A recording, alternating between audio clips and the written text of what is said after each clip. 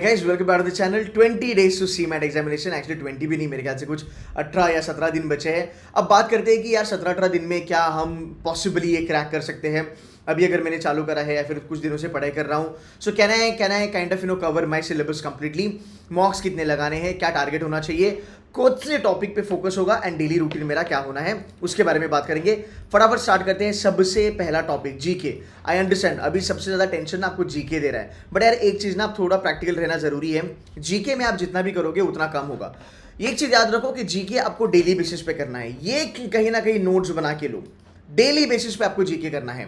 GK करके हम बंद करके नहीं रख सकते हैं, जीके डेली बेसिस पे करना है। जीके में क्या करना है, कहाँ से स्कोर बनेगा वो जान लो यार। कैपिटल करेंसी वाली जो चीज़ें हैं ये पहले कर लो। ये कम होता है, इसका जो नंबर जो है ना, इसका जो कंटेंट है वो छोटा होता है, ये आप आराम से करोगे। और सिंपल वाले अगर आते हैं, न्यूजीलैंड का करेंसी क्या है, थाईलैंड का करेंसी क्या है, यूके का क्या है, यूएस का क्या है, वो कोई भी बच्चा आराम से कर लेगा, उसमें कोई लोड नहीं है। सो हंगेरी हो गया, बाकी चीज़ें होगी, ब्राज़ील वगैरह ये सब चीज़ें हो गई यार, इनका थोड़ा सा करना ज़रूरी है आपके लिए, है ना। इंडोनेशिया, वियतनाम की करेंसी क्या है, उसमें थोड़ा सा आपको जानना ज़रूरी है, बिकॉज कभी कभी वहाँ पे कन्फ्यूजन होता है, उसके ऊपर ध्यान दो।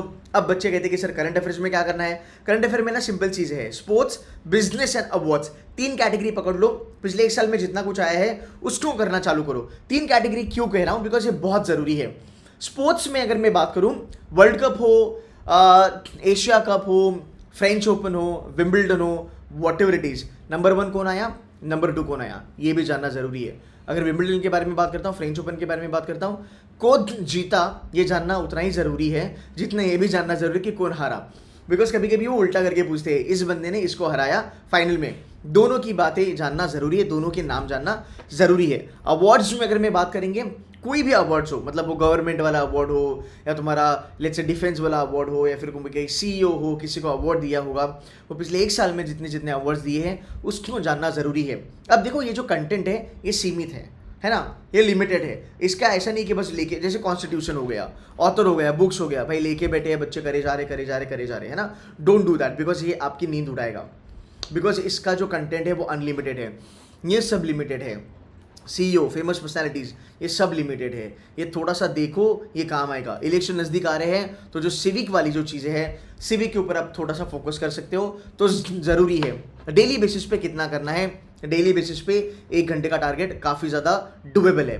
अब सबसे बढ़िया सोर्स आपका क्या होगा, आपके मॉक्स। किसी भी कोचिंग के मॉक्स अगर आपके पास है, मेक श्योर करो कि अगर आप 10 मॉक लगाते हो, 20 क्वेश्चन जीके के आते हैं, मतलब तकरीबन 200 क्वेश्चन आप देख लोगे। और ये 200 क्वेश्चन होंगे, स्टैटिक और करंट अफेयर का अच्छा कॉम्बिनेशन होंगे। लास्ट ईयर सिद्धू सेमेंटर की जो भी जितने भी हमारे मॉक्स थी, हमारे मॉक्स से तकरीबन 7 से लेकर 9 क्वेश्चन आपके एक्चुअल सीमैट पेपर में आए थे। सो ये हेल्प करता है, बिकॉज मॉक्स उस तरीके से बनाए जाते हैं। सो जीके डेली बेसिस पे करना है। दूसरी बात, इनोवेशन एंड एंटरप्रेन्योरशिप। बहुत सारे बच्चे कहते हैं कि बहुत थ्योरी है, बहुत पढ़ना है, वगैरह वगैरह वगैरह। इसका मैं आपको एक हैक बताता हूँ, इसको करना कैसे है। आप इनोवेशन एंड एंटरप्रेन्योरशिप में चूज करो कि तुमको क्या अच्छा लगता है, तुमको इनो अच्छा लगता है या तुमको एंटरप्रेन्योरशिप अच्छा लगता है। सबसे ज़्यादा क्वेश्चन आपके आते हैं एंटरप्रेन्योरशिप के ऊपर, और कॉमन सेंस वाले क्वेश्चन आते हैं। एंटरप्रेन्योर ने कौन सी रिस्क लेनी चाहिए, एंटरप्रेन्योर के लिए कौन सी पर्सनैलिटी ट्रेट्स ज़्यादा मायने रखते हैं, ये आप कर लेंगे। ये कॉमन सेंस वाले आंसर्स होते हैं। फिर टेक्निकल आंसर्स होते हैं कि भाई तुम्हारा एंजल इन्वेस्टर क्या होता है, फैमिली ऑफिस क्या होता है, सीड फंडिंग क्या है, वीसी क्या है, ये तुम्हारा टेक्निकल है। इसको पढ़ो, इसको डेली बेसिस पे पढ़ो, बिकॉज वो रिवीजन में आ जाएगा। अब इसको डेली बेसिस पे क्यों पढ़ना है, आप पूरा पढ़ के नोट्स बना के अगर इसको साइड में रखोगे, फिर बोलोगे मैं एग्जाम के 1 दिन पहले पढ़ूंगा, आप भूल जाओगे। सो डेली बेसिस पे 1-1 घंटा बस इसको पढ़ते रहना है। इसके बाद गवर्नमेंट की ऐसी कौन सी पॉलिसीज है जो एंटरप्रेन्योर्स को हेल्प करती है, स्किल इंडिया, स्टार्टअप इंडिया, ये सब चीज़ें जानना आपके लिए ज़रूरी है, बिकॉज ये टेक्निकल है और ये आने के चांसेस ज़्यादा है। फिर स्टार्टअप, शार्क टैंक जानना ज़रूरी है। इस बार कौन से लेटेस्ट यूनिकॉर्न्स हुए हैं। अब ये नहीं पूछेंगे कि 102nd यूनिकॉर्न कौन सा था, ये नहीं पूछेंगे। ये पूछेंगे कि 2023 में, 2024 में कौन से कंपनी ने यूनिकॉर्न में प्रवेश करा, यूनिकॉर्न में जिसको एंट्री मिली, वगैरह वगैरह। फिर बोलेंगे कि इंडिया में कौन सी कंपनी, नीचे दिए गए कंपनी में से इंडिया की कौन सी कंपनी यूनिकॉर्न नहीं है, और एकदम नए नए नाम आपको दिए जाएंगे। ये जानना जरूरी है। अब क्या ये पढ़ाई लिमिटेड है? हाँ जी, ये लिमिटेड है, अब इसको आराम से कर सकते हो। सो डेली बेसिस पे एक चीज पकड़ो, फोड़ दो। सो आज अगर मुझे करना है, मैं क्या करूंगा, आज मैं करूंगा कि चल भाई आज मैं स्टार्टअप इकोसिस्टम करता हूं और लेटेस्ट यूनिकॉर्न करता हूं, दोनों को क्लब कर दिया, 1 घंटे में दोनों को उड़ा दिया, सिंपल सी बात। अब सोर्स क्या है? अगेन आपका सोर्स है आपकी मॉक्स और आपका सोर्स है आपकी e books. Last year e books के तकरीबन 6-7 क्वेश्चन आए थे, बच्चों ने काफ़ी ज़्यादा अप्रिशिएट किया है कि सर ई बुक्स ने हमें हेल्प करा। सो ई बुक्स करो, C2C वाले मॉक्स जितने भी क्लासेस के या कहीं से भी मिलेंगे वो करना आपके लिए ज़रूरी है। बहुत सारे बच्चे कहते हैं प्रीवियस ईयर क्वेश्चन जो है क्या वो कर सकते हो, वो रिपीट होने के चांसेस बहुत कम होते हैं, करना है तो कर सकते हो, बट ये चलेगा आपका 13-14 मई तक आपको ये करना है अलॉन्ग विद जीके। अब करते हैं लॉजिकल रीजनिंग। लॉजिकल रीजनिंग में तुम्हारा टारगेट होना चाहिए 20 on 20। सर क्या मजाक कर रहे हो, is it possible? 100% possible. 20 on 20 का टारगेट करोगे तब जाके तुम्हारे 17-18 क्वेश्चंस बनने वाले हैं, there is no doubt about it. अब इसमें क्या करना है आपको, इसमें आप दोनों चीजों को तोड़ो, क्रिटिकल रीजनिंग को अलग करो, लॉजिकल रीजनिंग को अलग करो, ठीक है। अगर तुम्हें बात करो लॉजिक में, स्पीड बेस वाले पहले उड़ाना चालू करो। उसमें क्या क्या आता है? Direction, number, alpha, blood, coding, decoding, ये इजी लेवल पे आते हैं।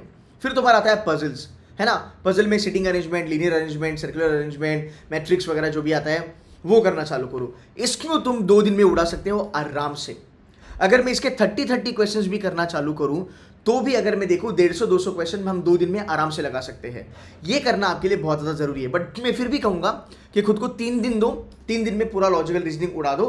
3+1 करना आपके लिए जरूरी है, या फिर आप 2+1 कर सकते हो। अब ये क्या है, ये थोड़ा ध्यान से सुन लो। 3 days you will be working hard on logical reasoning. आप ज़्यादा क्वेश्चन करोगे, पूरे अपने पुराने जो क्वेश्चन थे, ई बुक्स वगैरह सब कुछ आप करोगे, और जो 4th डे होगा उसमें आप रिविजन करोगे एंड सीमैट के पुराने 5 साल के जो पेपर्स है वो आप सॉल्व करोगे। इससे फायदा क्या होगा, लॉजिकल रीजनिंग आपका पूरा हो गया, प्लस पुराने साल के पेपर थे वो भी आपके हो गए। एंड उसके बाद for example 28, 29, 30 April and let's say 1 मई, 4 दिन में अगर आपने ये उड़ा दिया, फिर आप 2 मई से डेली बेसिस पे जो मॉक्स लगाओगे वहां पे आप लॉजिकल रीजनिंग के टच में रहोगे ही रहोगे। सो लॉजिक समथिंग मुझे नहीं लगता कि रोज करना जरूरी है। अगर आप रोज करना पसंद करते हो तो आप एक काम करो, आप डेली बेसिस पे 2-2 टॉपिक लो और 2-2 टॉपिक के लेट्स से 50 क्वेश्चंस फोड़ना चालू करो या 60 क्वेश्चन फोड़ना चालू करो। अगर आप उस टाइप के बच्चे हो कि यार डेली बेसिस पे पढ़ाई करूंगा तभी मेरा मन लगा रहेगा, you can do that way, और यू कैन डू 2+1 या फिर you can do 3+1। This will help you a lot. इस तरीके से आपको पढ़ाई करनी है। कुछ टॉपिक्स है जो थोड़े कॉम्प्लिकेटेड होते हैं, इनपुट एंड आउटपुट थोड़ा इससे दूर रहना, ये वर्ड एनालॉजी थोड़ा दूर रहना, क्लॉक्स एंड कैलेंडर्स ज्यादा नहीं आता है, ये स्नैप ओरिएंटेड है, ये सीमैट में ज़्यादा नहीं आता है, बट मेक श्योर करो कि क्रिटिकल रीजनिंग आप अच्छे से करो। क्रिटिकल रीजनिंग के 8 से लेकर 10 क्वेश्चन आपके सीमैट में आने ही आने वाले हैं, और ये वो पैच है, ये वो नंबर ऑफ क्वेश्चंस है जो आपका स्कोर कम करने वाले हैं सीमैट में। अगर आपने इसको ढंग से कर लिया, आपका सीमैट बहुत अच्छा जाने वाला है, नो डाउट अबाउट दैट। तो CR continuous practice is required. So GK, innovation and CR daily basis पे आपको करना है। CR के डेली बेसिस पे मेरा टारगेट आपको रहेगा इंडिविजुअली 25 क्वेश्चन करो। 25 question should be done and dusted in 40 minutes, 45 minutes पकड़ लो एंड 15 मिनट का अपना एनालिसिस। 1 घंटा शेयर करना है, बिकॉज ये बहुत ज़्यादा मायने रखता है आपके लिए। सो अगर हम देखेंगे 3 दिन 4 दिन अपना होगा लॉजिकल रीजनिंग का।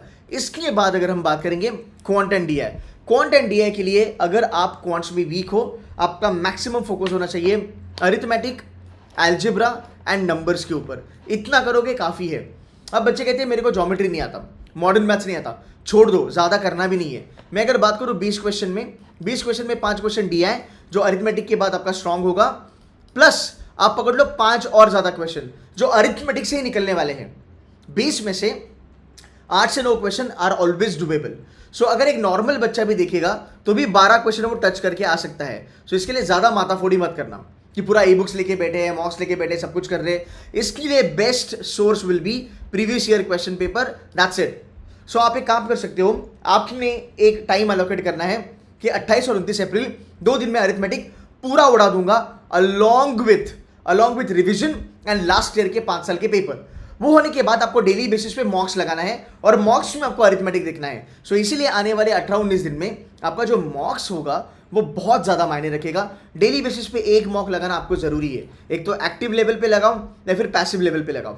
एक्टिव मतलब 3 घंटा बैठो, क्लॉक लगा के आप मॉक फोड़ रहे हो, या फिर आराम से बैठो, चिल मारो, बस देखो क्वेश्चंस क्या क्या आ रहे हैं। और क्वेश्चन देखिए, खुद को ये बताओ, ये पूछो, क्या मैं ये क्वेश्चन कर पाऊंगा, क्या मुझे ये अरिथमेटिक का क्वेश्चन आता है या नहीं आता है। इससे तुम्हारी क्वेश्चन की फेमिलियरिटी बढ़ जाती है। सो फार सो गुड, ये समझ में आया है। इसमें भी अगर आप देखोगे, आपको नंबर्स में यही टॉपिक करने हैं, हर एक टॉपिक करने की ज़रूरत नहीं है। सर मेरे को टाइम स्पीड डिस्टेंस नहीं आता, छोड़ सकते हो। सर टाइम एंड वर्क नहीं आता, छोड़ सकते हो। Simple interest, compound interest, percentage, profit and loss, ratio, proportion, इतना करा तो भी चलेगा। क्वांट्स के लिए the entire quants you can still give round about 4 days, ठीक है। Logical reasoning round about 4 days, 8 दिन में तुम्हारा ये चीज़ आराम से खत्म हो गया, ठीक है। डेली बेसिस पे पढ़ाई करोगे तो। उसके बाद वर्बल में क्या ही है यार, आरसी है, आरसी चलते रहेगा। आरसी डेली बेसिस पे सॉल्व मत करो, आरसी सिर्फ मॉक्स से लगाओ। बट अगर मॉक्स नहीं लगानी है, डेली बेसिस पे 3-3, 4-4 रीडिंग कॉम्पिटिशन करो। 1.5-2 घंटे का काम है, उससे ज़्यादा काम है नहीं। पैरा जंबल एक बार ही करके खत्म कर सकते हैं, पैरा कंप्लीशन एक बार करके खत्म कर सकते हो। Grammar should be your main focus. Grammar में आपके रूल्स बहुत काम करने वाले हैं। क्रिटिकल रीजनिंग एंड ग्रामर के लिए जो डैशबोर्ड पे वीडियोस अवेलेबल है वो करना बहुत ज़्यादा ज़रूरी है। ऑल्सो आने वाले दिनों में सीमैट की डेडिकेटेड वर्कशॉप आने वाली है। यहाँ पे प्रीवियस ईयर के क्वेश्चन पेपर जो है वो सीमैट का टॉपर आपको फोड़ के दिखाएगा कि भाई ये था लास्ट ईयर का क्वेश्चन, ये शॉर्टकट देखो, ऑप्शन एलिमिनेशन स्ट्रैटेजी के ऊपर कैसे सॉल्व करोगे वो आपको बताया जाएगा।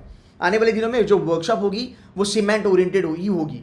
अगर आपको लगता है कि सर बहुत ज़्यादा मटेरियल मेरे पास है, मैं कंफ्यूज हूँ, जितना कंटेंट हम करवाएंगे अगले 20 दिन में C2C में उतना करोगे तो भी चलेगा।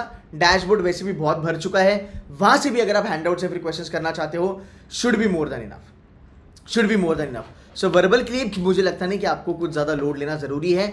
अगर मेरे वीडियोज़ आपके पास है, यू शुड बी फाइन। अगले कुछ दिनों में टारगेट करो कि आप 10 मॉक्स आराम से लगाओ, ये कर सकते हो। डेली बेसिस पे 3 घंटे की मॉक आप लगा सकते हो। Take it as a revision, take it as a practice, whatever it is. But एक मॉक आप लगा सकते हो, एक्टिव वे में लगाओ या पैसिव वे में लगाओ। पैसिव में 2 मॉक्स भी आप आराम से लगा सकते हो। सो वैसे देखा जाए तो आपका सिलेबस थोड़ा कम है। GK, innovation, critical reasoning daily basis पे चलेगा। 13-14 मार्क, 13 मई तक पकड़ लो आप, ठीक है। एंड तुम्हारा लॉजिक एंड वर्बल 3-4 दिन का खेले, उड़ा दो और डेली बेसिस पे मॉक्स लगाना चालू करो। मुझे लगता है ये सबसे बेस्ट स्ट्रैटेजी होगी आपके सीमैट के लिए। आने वाली वीडियो में हम बात करेंगे कि सीमैट के कौन से टॉपिक इंपॉर्टेंट हैं, उसमें क्या फंडे आते हैं, और स्कोर वर्सेस परसेंटाइल के बारे में भी मैं बात करूंगा। सो अगले 15 दिन में या अगले 18 दिन में जितना लगता है उतना डिफिकल्ट है नहीं, बस आपको प्रैक्टिस करना बहुत ज़्यादा ज़रूरी है। एंड मेक श्योर करो कि चैनल को आप सब्सक्राइब करो, बिकॉज आने वाले दिनों में मैं बहुत ज़्यादा सीमैट ओरिएंटेड वीडियो डालने वाला हूँ कि 200 के ऊपर स्कोर कैसे करें, 300 के ऊपर स्कोर कैसे करें, एवरेज बच्चा है तो कौन सी चीज़ों का ध्यान रखना जरूरी है। सो यार अगर सब्सक्राइब करोगे तो फायदे में रहोगे। And last but not the list, अगर आपको वर्कशॉप ज्वाइन करनी है अगले 17-18 दिन के लिए along with mocks and strategies and everything, you are most welcome to join this, because ये हर साल हेल्प करता है बच्चों को। लास्ट ईयर का भी जो टॉपर था 99.98 उसको भी बहुत ज़्यादा हेल्प करा। So if you want to buy this you can buy this, but make sure करो कि आपकी पढ़ाई एक साइड से हो। अगर कर चुके हो तो जो C2C का कंटेंट है उसके ऊपर आप ऑलमोस्ट डिपेंडेंट रह सकते हो, बिकॉज आने वाले दिनों में सीमैट ओरिएंटेड ही काम चलने वाला है। क्रिटिकल रीजनिंग के भी जो मैं क्वेश्चंस कराऊंगा वो पुराने साल के पेपर के कराऊंगा और कुछ एक्सपेक्टेड क्वेश्चंस में कराने वाला हूँ क्रिटिकल रीजनिंग एंड वर्बल के। So that's gonna give you a very good idea कि यार मुझे यही चीज़ें करनी है, इसके इर्द गिर्द ही मेरा पेपर आने वाला है। कूल है गाइस। सो यार अगला 20 दिन है, 18 दिन है, जो भी है मेहनत करते रहो। डेली बेसिस का टारगेट होगा 5-6 घंटे की पढ़ाई होनी जरूरी है, उससे ज़्यादा कर सकते हो so well and good, but give up मत करना, ये अभी भी पॉसिबल है। And do subscribe to the channel. I will see you in the classroom. Take care and bye bye.